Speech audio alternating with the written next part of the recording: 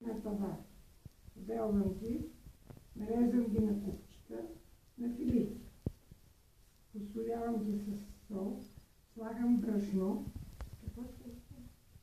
Тая рецепта за тиквички е моя. Не знам него друг дали така прави. Аз само така ги правя, защото ми е по-лесно и са по-вкусни. Ето така, вгоре посолвам. Така. Сега слагам малко брашно. Малко. Чакай да видим къде е лъжицата. С лъжицата.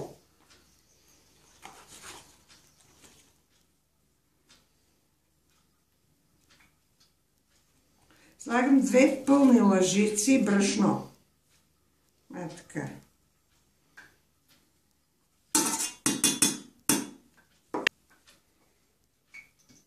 Една, 2, 3,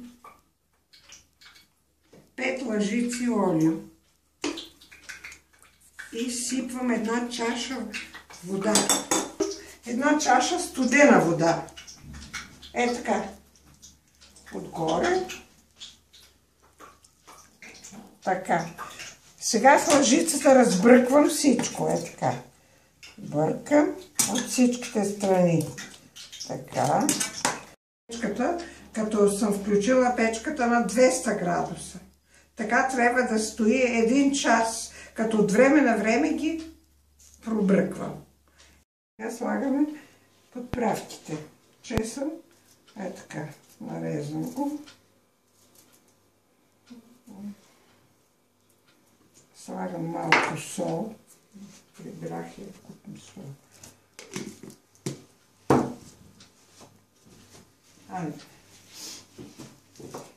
Слагам сол и почвам да чукам.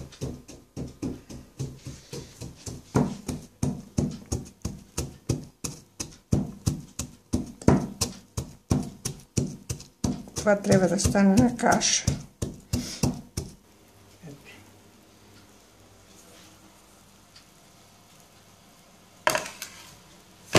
Така. Сега слагам чесън.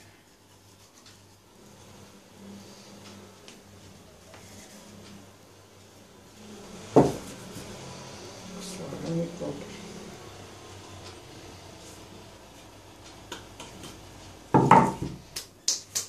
Оцет. Кой обича, може и кисело млеко, може и с лимон. Обаче за вкус слагам малко оцет. Не много, малко.